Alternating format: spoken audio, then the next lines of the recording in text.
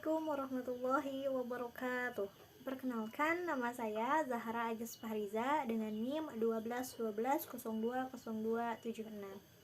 Video ini saya buat untuk memenuhi tugas mata kuliah landasan pendidikan.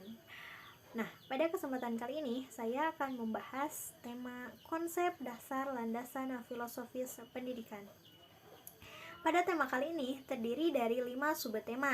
Yang pertama mengenai pengertian, fungsi, dan juga objek filsafat pendidikan.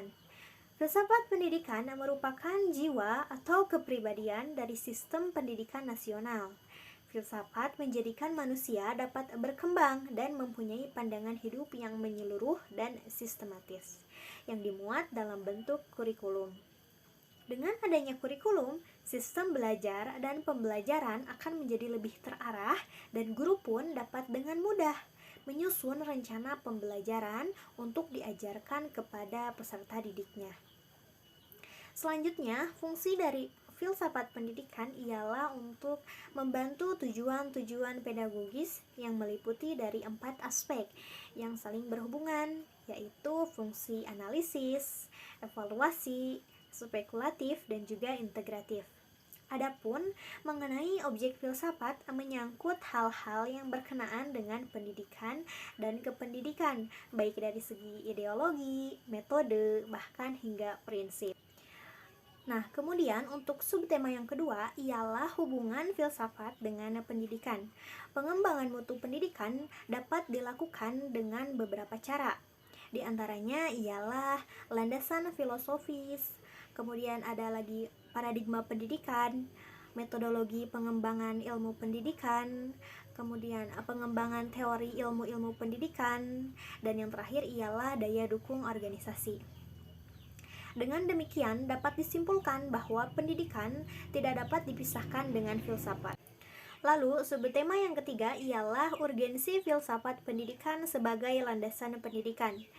Filsafat pendidikan menjadi sangat penting dalam praktis pendidikan, karena filsafat pendidikan dapat dijadikan sebagai pegangan dalam menghadapi tatanan perubahan sosial.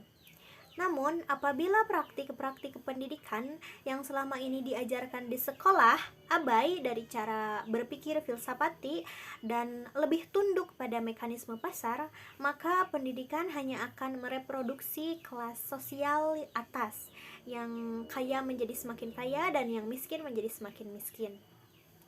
Hal itu terjadi karena ideologi kompetisi sebagai konsensus dari mekanisme pasar bebas dijadikan sebagai pedoman dalam menjalankan praktik-praktik pendidikan.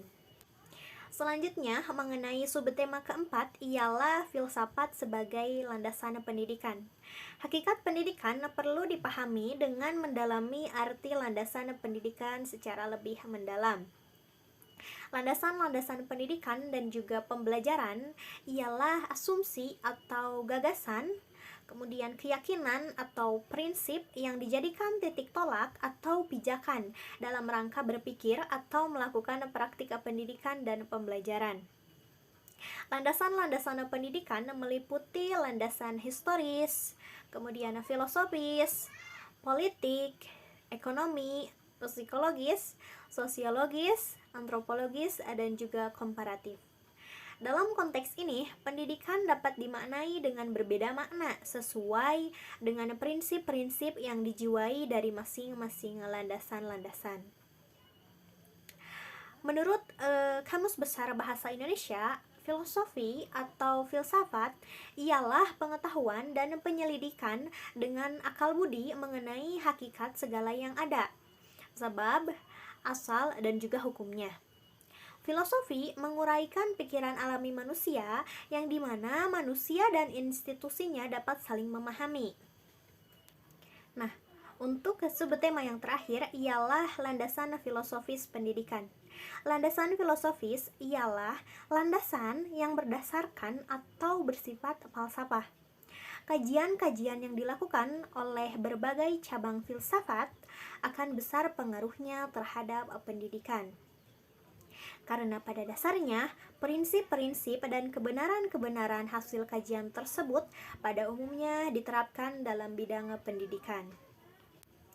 Adapun landasan filosofis pendidikan nasional ialah Pancasila. Pancasila merupakan dasar negara Republik Indonesia. Hal ini sejalan dengan pasal 2 Undang-Undang Republik Indonesia Nomor 20 Tahun 2003 tentang Sistem Pendidikan Nasional yang menyatakan bahwa pendidikan nasional adalah pendidikan yang berdasarkan pada Pancasila dan Undang-Undang Dasar tahun 1945. Nah, mungkin cukup sekian yang dapat saya sampaikan. Mohon maaf apabila ada kesalahan dan kekurangan. Terima kasih. Wassalamualaikum warahmatullahi wabarakatuh.